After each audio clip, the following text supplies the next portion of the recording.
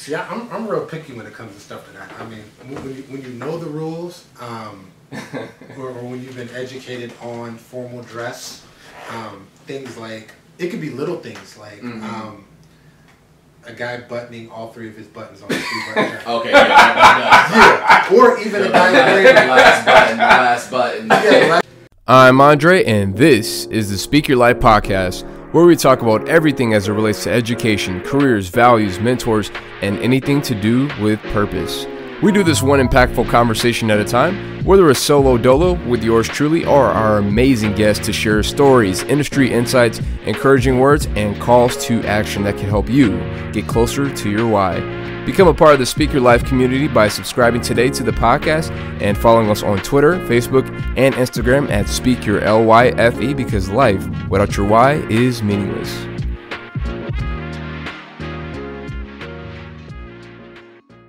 Today, special guest we have up here in Columbus, Ohio, and these guys have been in the clothing and fashion industry and have had a lot of experience and years put in the game, and are looking to make some waves and disrupt the industry. So please welcome Brady and Armaan. Welcome to the show, y'all. What's up, guy? How you doing? Hey. Just speak loud. Yeah. Let me feel a little closer. It's alright. Yeah, y'all gonna have to share that one. But anyways, so y'all ready to speak y'all life? Absolutely. Let's do it. All right, cool. So here in the podcast, you know, we talk about like the journey that everybody goes through, like going from the day you were born to knowing why. So talk a little bit about that journey. For you can, start Armaan, and for y'all who don't know, Armaan is my OG cousin. And so talk about when you're born. Even if you don't want to give the year, you can give like what was popping, like what was pop culture like around the time you were born, and give us that journey to why you feel like you were born, what your purpose is. What was pop culture? Yeah, what was pop culture when I was born? Like in 1987 I was born, so that's Michael Jackson and Prince, and probably at the height of their games as pop and rock, and the constant back and forth. Maybe Crystal Pepsi was a thing at that point. I don't remember. I don't know. Yeah. Or as you like a little kid, what was like some cartoons or like popular things? Oh, I mean, I grew up watching Power Rangers. I swore I was a ninja for. Oh God, yes. Really thought he was. I wouldn't talk, I wouldn't eat, That I was wouldn't so weird. have my face covered all the time. I swore I was a ninja. Then, life just rolled on, and next thing you know, I'm working in retail out of high school, working my way through culinary school, and trying to figure out life at that point, and realized that the culinary path had just burned me out for so long, and I dropped out of culinary school and said, okay, what next? And I was basically threatened with my life to figure it out or get out. So, it just continued to work in the fashion industry, and it turned into something I was really good at, and just started to own it even more. And next thing you know, I'm working with Nordstrom for almost 10 years, and Wow. And I decided to walk away and take a chance on myself. At that point, I was making a lot of money at Nordstrom at this point, selling suits. Who would have thought you would make more than $40,000 over that? I was making way more than that at that point. But helping some of the most famous people in the local Central Ohio area, a few government officials and civic leaders outside of Ohio. LeBron James, to name a few. I wish. I helped him once at Macy's years ago. I heard the encounter wasn't so friendly. It was a very quick encounter. Like, hey, where's your hats? I was like, I don't got any, and he just dipped out, and that was the end of that. Yeah. Okay. State players. Yeah, I've helped a few Ohio State players. I'm helping a few former Ohio State players now. It's just really grown into a blessing. Along the way, when I took that chance on myself, I worked for another custom clothier first. And then I ran into, somehow me and Brady connected, and one day we met up over coffee and was like, okay, what's the game plan? And he told me the game plan. I said, all right, count me in. And a year later, we're Prestige. Nice. So Brady, tell us about your story. Let's see. When you were born and that journey to like why you were born. Well, I was born in '92. So pop culture was just a little bit different than '87. You got things like Rodney King had just gotten beaten the year before. Yeah. Jordan's working on his second ring in '92. Cartoon Network just gets founded in '92. So we're kind of like on the brink of going into everything as we know it today. I had a pretty cool upbringing. Warren, Ohio, small country city. I think what got me into the clothing was just seeing my uncles and my dads and everybody dressing clean and everybody ready to go out on Sunday nights, and they got their suits and they Lincoln Continentals and everybody all fur coat, jerry curled out, and it's what I was used to. And that just stayed with me even when we came down to Columbus. So way I started is when I was in college. This was maybe 2012. I had started interning for another custom clothier. Well, I first originally started working at K&G. I'm probably 17 at this point, just working for Christmas. Me and my cousin start a t-shirt line, and I end up selling a t-shirt to a guy who owns a custom clothier business. So I sell him a t-shirt, we get to talking, he tells me what he does, and I'm infatuated. And when I moved to Cincinnati for college, he allows me to intern for him, and it just took off from there. So I got to work with a lot of players in Cincinnati Bengals, some coaches. Started to make a name for myself in Detroit, right around when Oxygen released that show, The Preachers of Detroit. Okay. I was the one that helped dress Bishop Don Shelby, Bishop Lance, some of those guys out there. And then started my own firm last year. Got to rapping, and that's how it happened. And now, a year later, we're here at Prestige. That's right, man. That's awesome. And so tell everybody out there, because I feel like a lot of people out there, they know what custom suits are, but maybe they don't know the lingo of like what exactly is a clothier. Like, how would you explain that to somebody who's just like not really versed? Because they just think it's all the same. Like, oh, this guy's a fashion designer. Like, I met Dapper Dan. He's like, Yeah, I mean, and he's a different. Dapper Dan is a whole different wavelength, and part of as I grew into this fashion, part of why I took my path, just learning about that man and everything he went through. But so yeah, there's levels when people, because right now, custom, bespoke, these are all flashy catchwords a lot of companies are using, especially bespoke. You hear that a lot. Oh, I own Truth Bespoke. I own 1923 Bespoke. You hear that bespoke. The problem is a lot of people don't really know what bespoke means.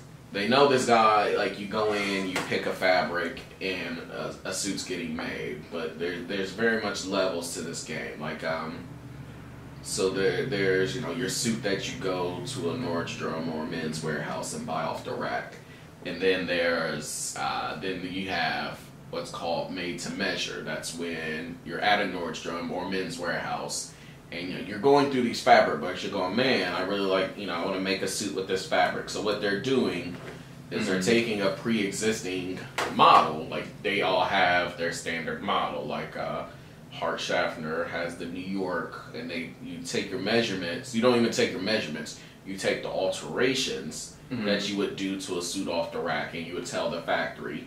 So they make it with they make their model with the alterations done. So it's a pre-existing pattern that you adjust properly. Okay. That's what a lot of companies are doing who call themselves bespoke. And then you have custom, which is what we do.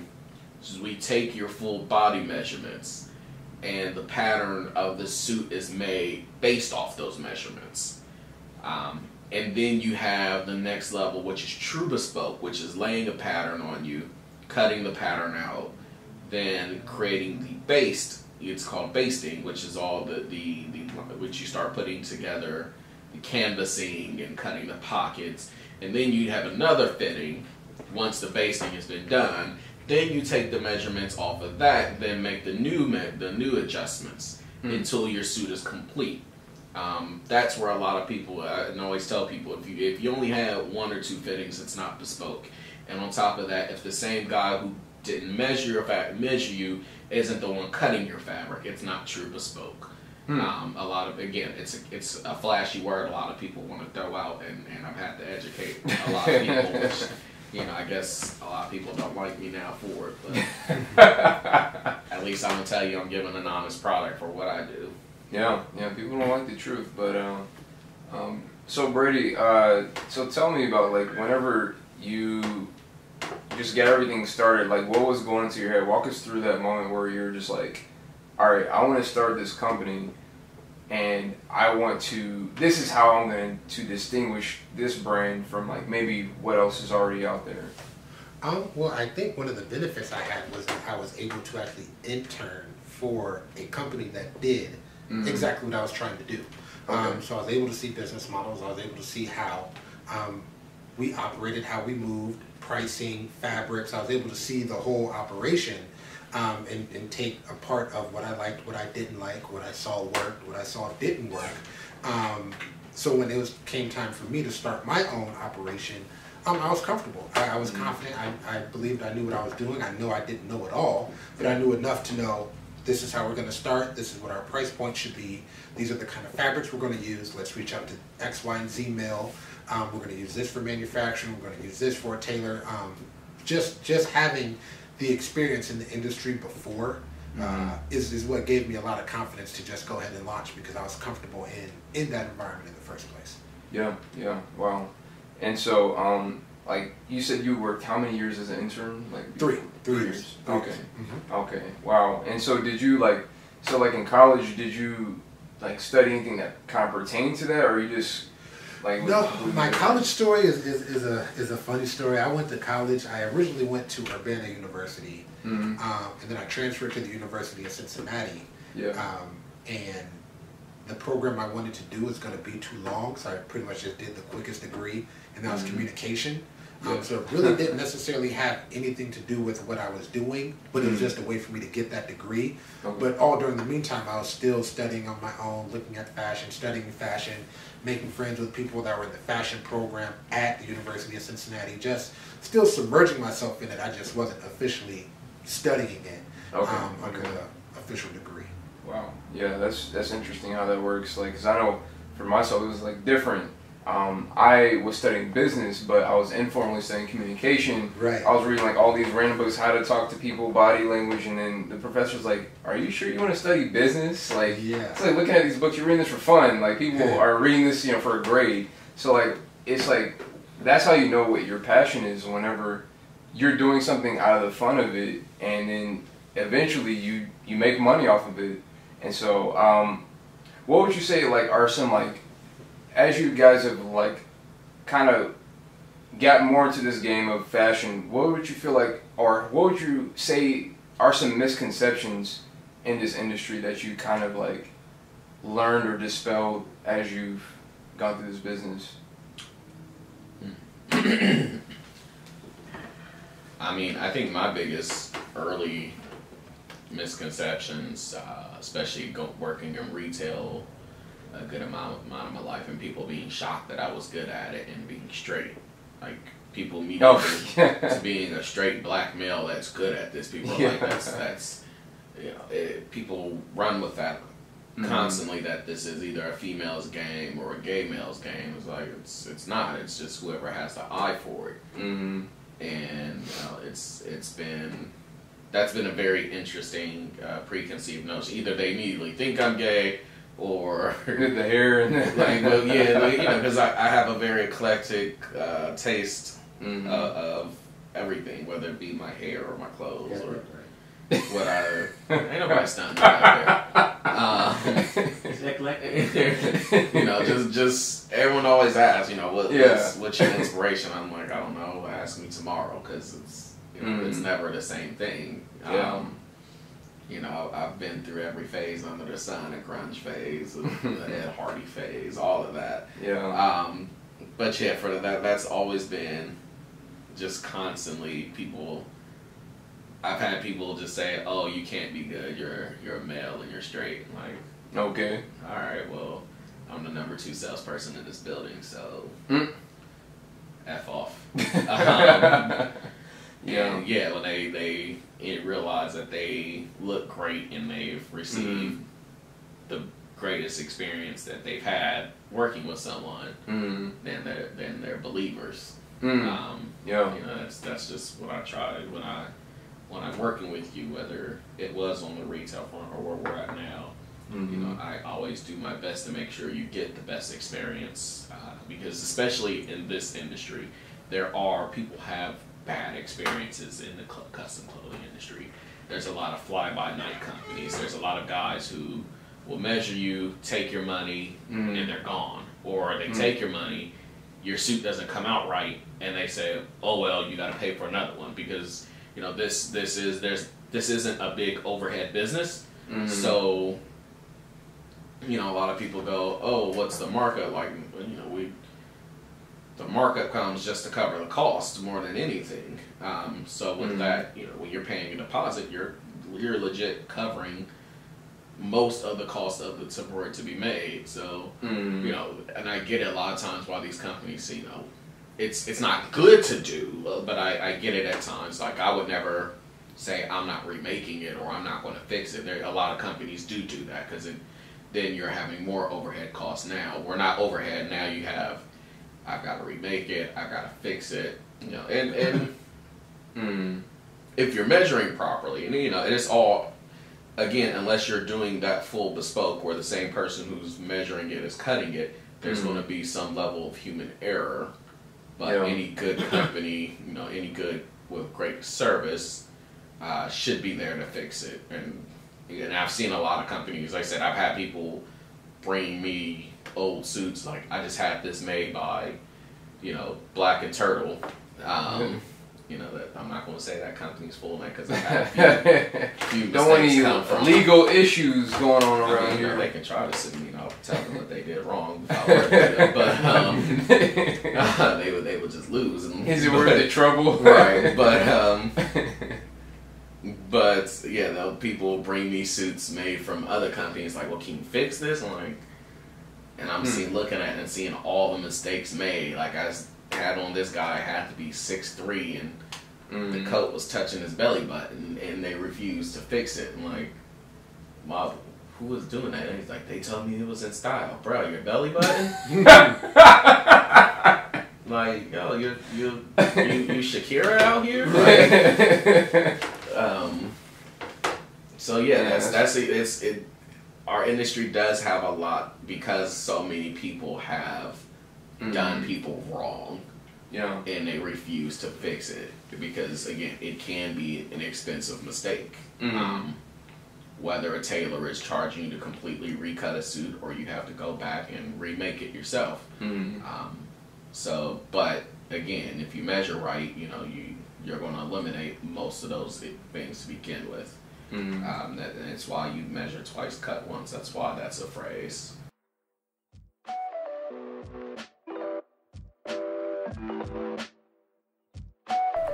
The BBC reports a U.S. workers' online study said that nearly 70% agreed public speaking skills are critical for success at work.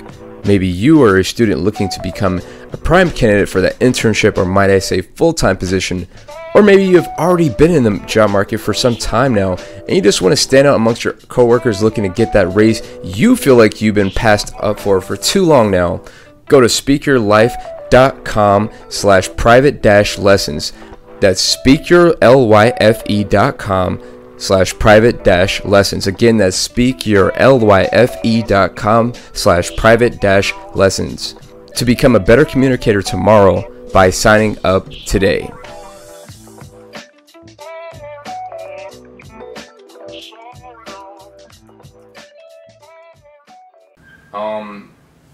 Brady, what do you feel like are some misconceptions that you kind of encountered? I know Armaan talked about, being a straight male and kind of like not getting the respect at the beginning, but then they see the work that he's put in and they realize that, okay, this man actually has talent. He actually has an eye for this.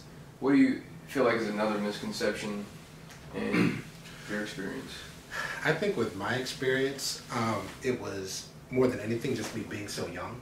Like when I started 2012, I was 20 years old. Typically, your clothier, your tailor, they're older gentlemen. They're guys that have spent 30, 40 years in the business that know it. And it's always been a little skepticism, like, oh, you're just a kid, you don't know what you're talking about. Or you don't know what you're talking about. You don't know the business. You're just too wet behind the ears. And I think that was the biggest hurdle I've had to come against. But I think the biggest way to come over that is just show them you know your stuff. When I can sit down and talk intelligently about wool and micron count and fabric mills and the difference between flannel and the difference between carded flannel and long stem flannel and things like that, and when they really break down the knowledge, then it's they're convinced that, okay, this guy knows what he's talking about, we'll give him a chance. Yeah. Wow. And so as you guys have been growing, like, what are some I don't know, some states that you guys, because I know, obviously you guys are in Ohio. Where are some other places you kind of like did business with and you're expanding with, like other states, or because I know y'all mentioned like California, or you're doing business. Yeah, we will be soon with someone. With some NFL players. Possibly. Yeah, they'll be, hopefully that will happen. But we'll be dressing guys for the NBA draft coming up. So, one of us will be in Philly, the other will be in Orlando. We're in Detroit often doing business. And the thing is, we'll go wherever. It's never, no, like telling someone that we're not coming to see you isn't an answer. No. Unless just the dates are completely off. But, we make it work either way. But, yeah, we hop on the road like it's nothing. Well, hopefully, if things go right in the 5-year plan is to even be in Toronto. So. Wow. So, what made y'all pick that market in Toronto? What was something about it? Just the opportunity to work with some good people up there. And just Toronto is just a huge market anyway. So that is a lot of people sleep on the fact that Toronto is a huge fashion hub over the last, especially in menswear. Wow. A lot of suits are made in Canada. So there's a couple really great mills up there. So. No. Yeah, because I think when people talk about like fashion, the capitals, they think of like Paris, maybe London, New York, LA. What are some other fashion hubs that people are like kind of like slept on, or just like, I don't know, the hidden gems that you guys as insiders might know about? I mean, Columbus is growing every day. Columbus is ranked third in fashion for who's based in Ohio more than the fashion itself, because you have the Limited and Victoria's. All of that is based here in Columbus. Abercrombie's headquarters were here for the longest before they split from Limited. Express, a lot of their home offices are right here in Columbus, on top of a few other companies. So for that alone has ranked Columbus as one of the top fashion cities just because of that alone. The fashion itself, like your everyday street fashion and everyday wear, that is growing itself. There's a lot of other local designers that are really starting to grow. OSU, CCADs, the Columbus Fashion Week is one of the only non-profit fashion weeks in the world, benefiting designers who have come out of CCAD. Like, I can't think of her name right now. She made a few things for Beyonce and Gaga. She's known for doing chainmail pieces. Wow. And yeah, she's had stuff in people's music videos. She's a CCAD graduate. So there's Columbus is very much on the map and constantly growing in the map. If the rest of the people of Columbus realize that and catch with that wave that's coming, Columbus can be on that massive scale one day. Mm-hmm. Yeah. So, like, what would you say, like, when it comes to, like, fashion, obviously, like, what does a first impression mean to you? Like, how powerful is that to you? Like, well, that first impression is everything. You never get second chances at a first impression. Mm-hmm. So how you dress, how you present yourself is your resume. It might not tell me everything about you, but it'll tell me enough about you to know if I want to proceed in our interaction. Just from, even if it's not suiting, even if it's casual wear, no matter what type of dress you have on, whether it's day dress or evening dress, formal, casual, business casual, anything, it's how you present yourself is how you speak without opening your mouth. And a lot of times is when you're entering in new rooms where you don't know anybody, the first thing they'll know is they'll know how you dress before they know your name. So you want that first impression, that first split second, that first interaction to be lasting, and you want it to make a good impression. So how you dress and how you present yourself is everything. yeah. Were there ever, like, I don't know, moments where, like, middle school, I know for me, like, middle school was terrible at dressing, high school terrible, like, I think I started, like, picking things up around college where I realized that, oh, okay, maybe I need to change all this. My shoes need to look a little nicer. I didn't really start shining my shoes till I was in college. So, what would you feel like, I don't know, was that turning point? Was it high school for you? Was it college? Like, what was it for y'all? For me, it had always been there. Okay. Just riding around with my uncles and their Lincolns and their Mercedes, working their suits and their gator shoes, just seeing how people responded to them and how they dressed. Yeah.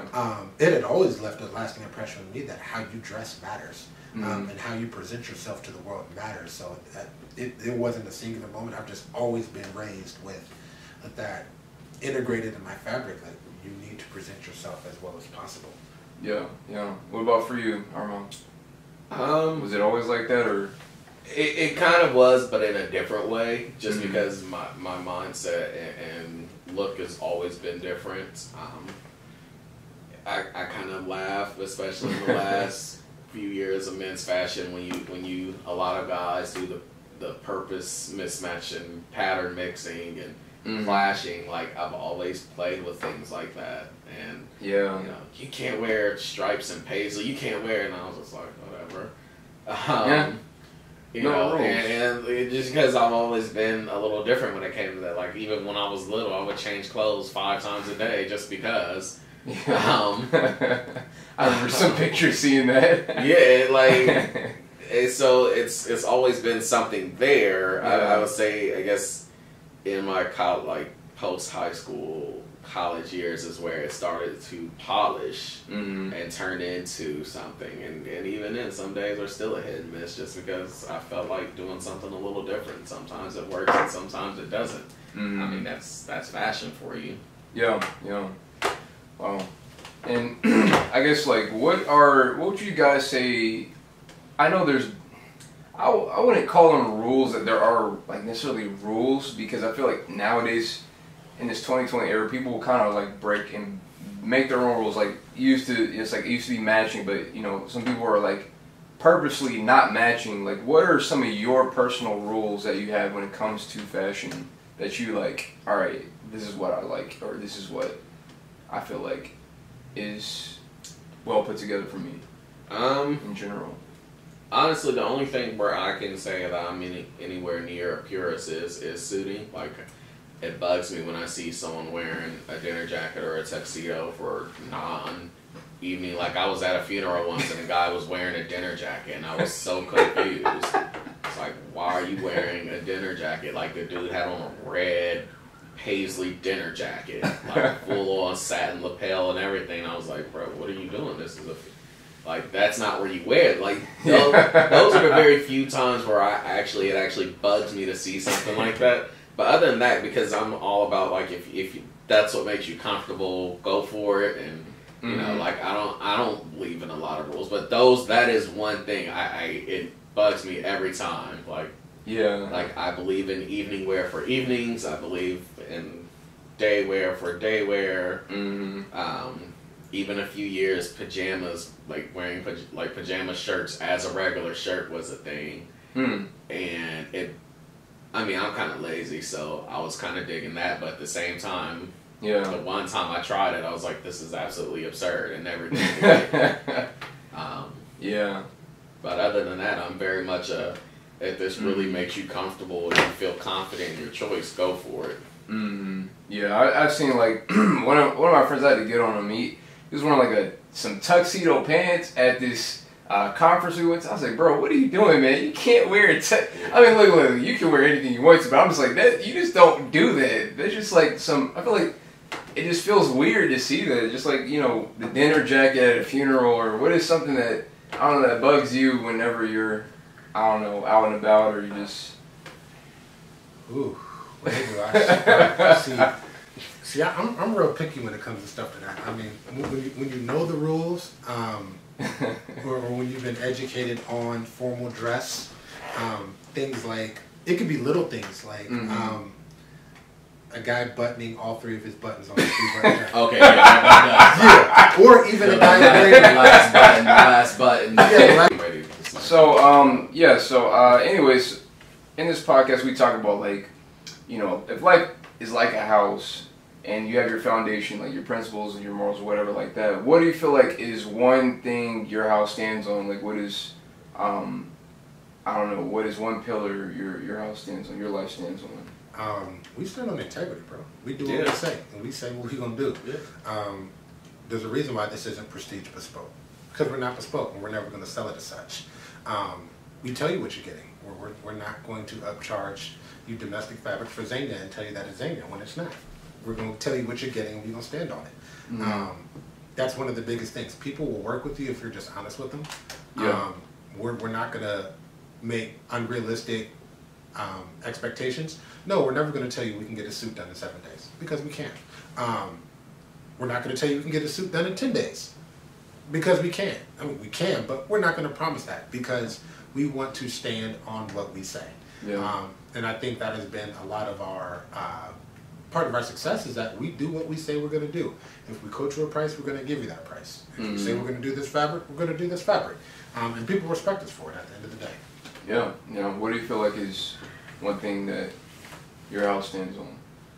Hard work. Honesty and hard work. Like, I'm in my personal everyday life, I'm lazy, and I'll admit it. Yeah, I know. Because of honesty. But the minute I walk out that door, the minute I pick up this phone, the minute I open an email, I'm going to work my ass off, because that's what I'm here. Like, that's something I got from Granddaddy. Like, Granddaddy worked his butt off. Like, Oh yeah, I think cold Ohio winters, right, multiple jobs. Part of it might be to get away from grandma a few times for a few extra hours, but but like even your dad works his ass off, like that's something that's just always been ingrained in us to do in the family, like fair, hard work, like put into it what you want out of it.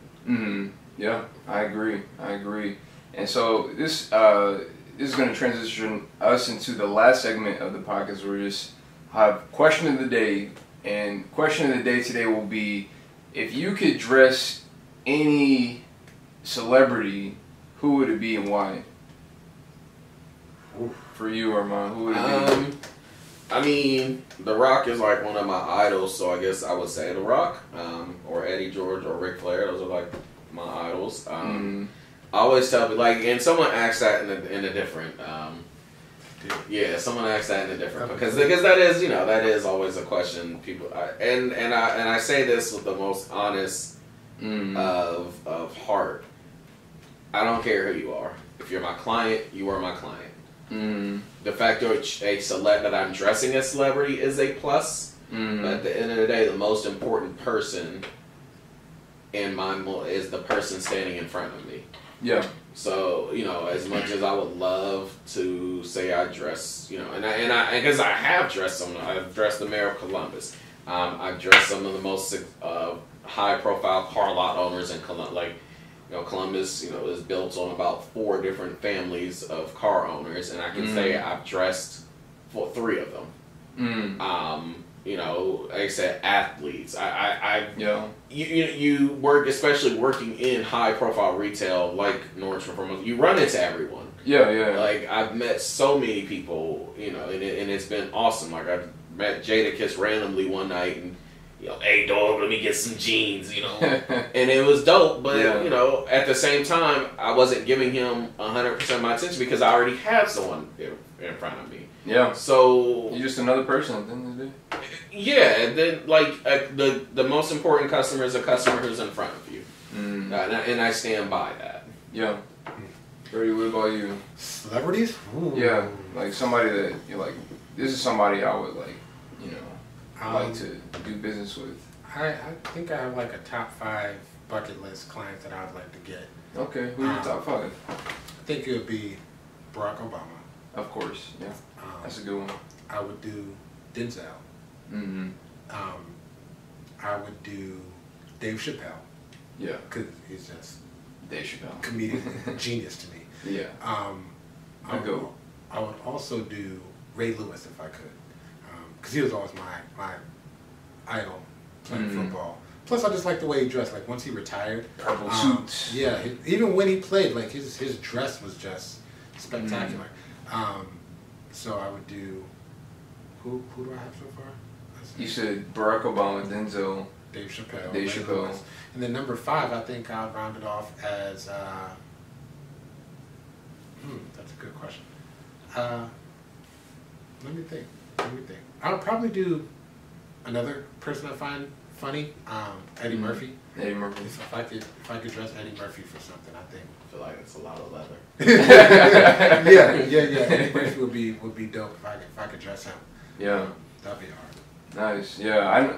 If I were to do it, I'll probably pick Shannon Sharp. Like I like Shannon Sharp, and I like how he dresses, and I'm like I feel like even though I'm not a professional, I feel like I know what he likes because just seeing Skip and Shannon all the time, I can tell what is his style. But he's a great dresser, and I like him as a commentator too. So, anyways, thank you guys so much for joining today's podcast, and guys, be sure to check them out on. You can follow them on Instagram at prestige_custom_clothing, and I'll put that link in the description below. And you can also book them if you are looking for a suit, whether you're going to a wedding, funeral, whatever the occasion is. Be sure to hit them up on Instagram. And again, we thank you so much for being on this episode, for joining us today. Subscribe to the podcast, whether you're on Apple Podcasts, Spotify, wherever you listen to your podcasts. We want you to make sure you're subscribed and part of the Speaker Life community as we're growing. And also, the last thing is if you are, you've been with the Speaker Life family and you want to become a patron supporter, we'll leave that link below as well. You can become a monthly supporter of this network, and whether it's as little as $1 a day. And anyways, thank you so much for tuning in to today's episode. We'll see you on the next episode. Love you guys. Peace.